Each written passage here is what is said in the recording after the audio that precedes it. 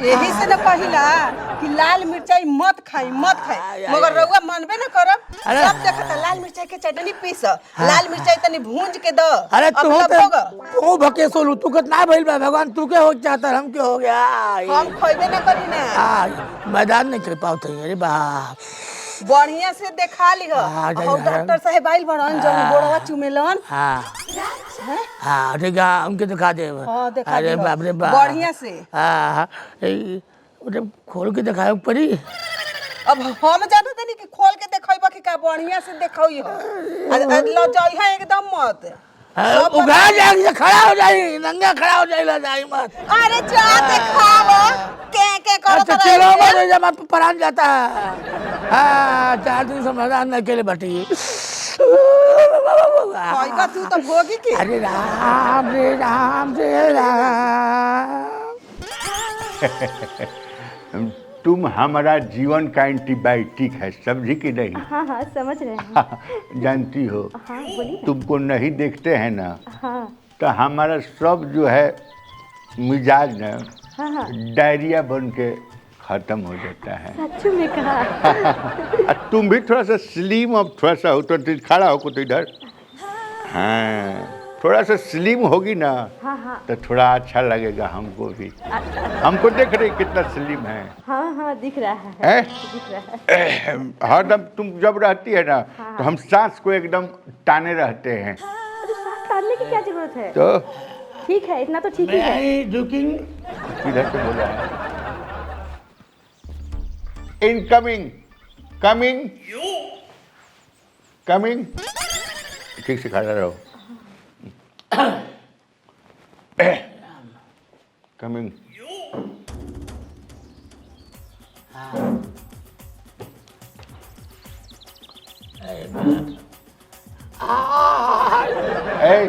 क्या क्या है ऐसा लगा कोनो भाला मार देने पिछवा भाला।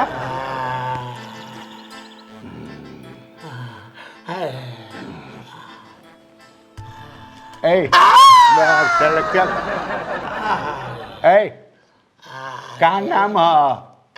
ढेला ढकेलू ढेला ढकेलू। एक सेकेंड अंठाओ मत यहाँ आके हम है ना तू वाला काम खाली तो भाला मार दे। अरे वो भाला मार चाहे गणासी मारे हम है नहीं यहाँ पर जिंदा। ढेला ढकेलू नाम है। ढेला ढकेलू ढकेलू। हाँ ढेला ढेला ढेला ढेला ढेला ढकेलू। एक सेकंड पेशेंट नेम है। बाप का नाम क्या है। बाप का नाम चेपा है। चेपा चिरकुट।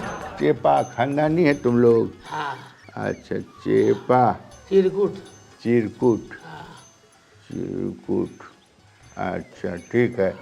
अच्छा तुमको हुआ क्या है।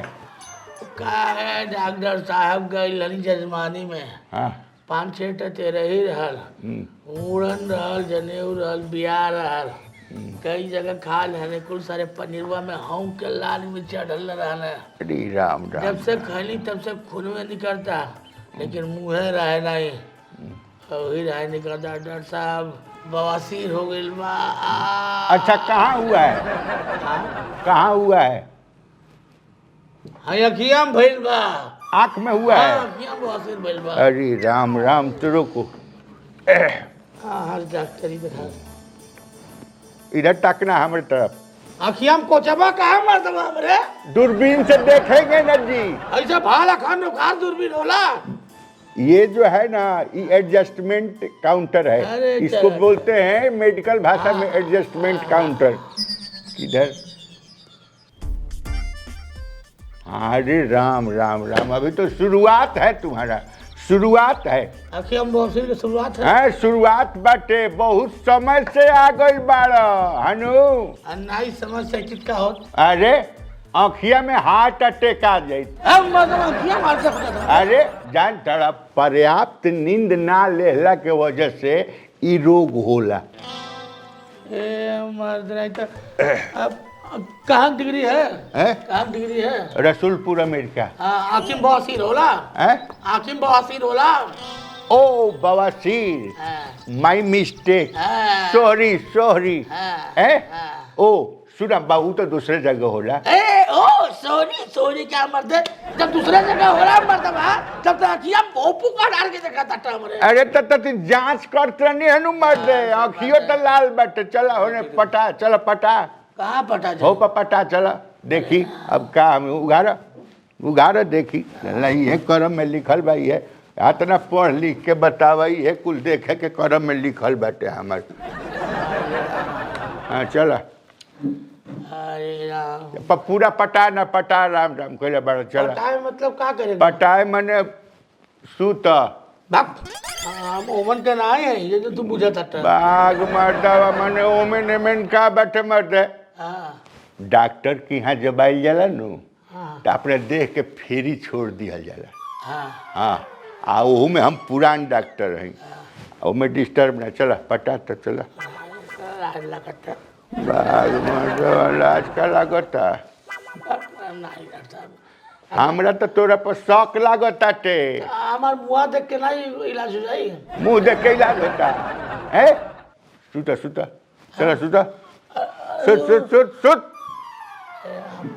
सूता ना सूता एक चरित्र नहीं ठीक लगता सूता ना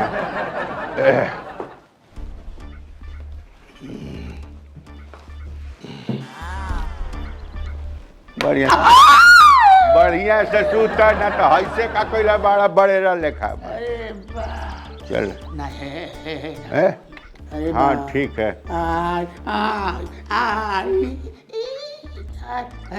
अरे राम अरे भैया देखे ना दबा अरे राम राम राम राम बुझा तक कोनो बम मार देले हो को एक साल कीड़ा पड़ गइल बाटे हैं नहाला धोला ना साफ सफाई ना रखेला हम रोज अपन हाथ सबनल धोइले बदे हाथ के कहतनी हम कहतनी कि देहियो धोल कर कम से कम धोइले कबो कबो धो ले कहा कि जल ही जीवन है जल का उपयोग हम कम कीजिए ढेलर ले ले मन ये ढेलर से होई तो सारे तो आवे वाला समय में नु हाँ भगंदर हो जाई हाँ फेस्टुला फेस्टुला चूल्हा भगंदर हो जाई कहीं के ना रहब अंदर से बोलाओ चूल्हा ऐसा बोल रहा हम जल्दी कोनो बर्गर और साथे खाए वाली चीज है। अरे तू तो ये कहब दोसर का कहब रोक हम बताओ तनी हे भगवान बैठा आव कीड़ा सही पड़ गया कीड़ा पड़ल बाटे अच्छा बड़का वाला का छोटा ना अभी छोट छोट बाटे बड़ा समय से आ गइल बड़ा दे तनी दवाई दू पुड़िया नु जब हाथ लगल ही रहा तो निकाल ले होता 2 ठो पुड़िया उसमें तैयार करो।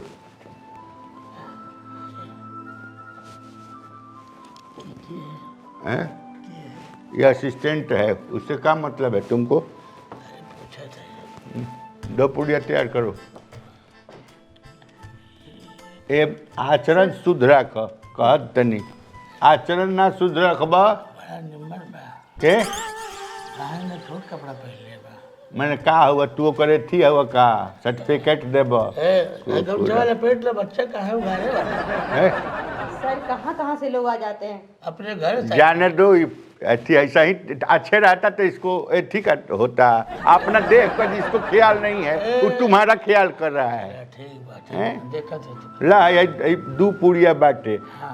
एगो आज रात के सूते के बेरी है आ एगो काल सवेरे खाली पेटे हैं एकरा के ले लिहा लगाओ बा खाली पेट खाए के बा हैं आ ओकरा बाद कौने रहे हैं कौने रहे खाए के बाद कौन रहे हाँ कौन रहे खा लो मतलब कि ऐसे नक्शे में डाल देगा मुँह में डाल देगा कौन रहे खा लो भोजन खाना तो मुँह रहे खाई ले हाँ तो मुँहे से खाइए अच्छा अच्छा ठीक नो आ सुन 2 दिन के बाद हैं तार मित्र टेस्ट हुई नहीं मित्र हमार कुल मित्र तो ठीक बात है बस अब बम्बई दिल्ली रहल है वो सब कहाँ अरे वो मित्र ना हाँ मूत्र टेस्ट अरे बाप बोलता हूँ पनीर उनीर ले चली होती तो मूत्र टेस्ट करवा मरता हे भगवान ऐसे डॉक्टर गिनाऊं डॉक्टर तो मूत्र पिया हमार मूत्र टेस्ट करवा हेलो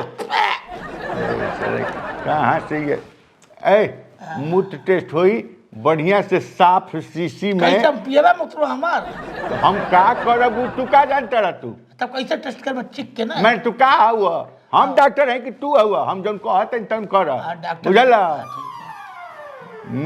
मित्र ना मूत्र हाँ। मूत्र टेस्ट हुई बढ़िया से शीशी साफ करके आ ओमे जौन बाटे ताजा एकदम हाँ। सवेरे सवेरे के हाँ। ताजा जौन बाटे मूत्र लेके आ जाई ह टेस्ट हो जाई ओमे पता चल जाई कि कैसे तरह में का इन्फेक्शन बा बा नहीं खे हैं ये सब पता चल जाई ठीक नु ओके ताजा कह दे कोई गरमा लाई ए ताजा ले है ओमे छूछा नहीं खे करे के ताजा ठीक नु कहता टकिंग पिए जा न जा जा एकदम छाप के जा ना हाँ तो ये दू वो पुड़िया दवाई के दलू है नु जी सर। कोरब्लामिन आज किसके ये दूगो दवाई अगर दिहल भाई परसों जब आई नु तब एकर जांच मित्र वाला हुई हैं ठीक बाटे और सब तू रहे नु तो हमार मन लागेला हम पहाड़ से लड़ जाए तू खाली है कहीं बगल में खड़ा रहबू नु हम पहाड़ से लड़ जाए इस साले का हम कहत रहे ऐसे ना वैसे हाँ, हाँ, हैं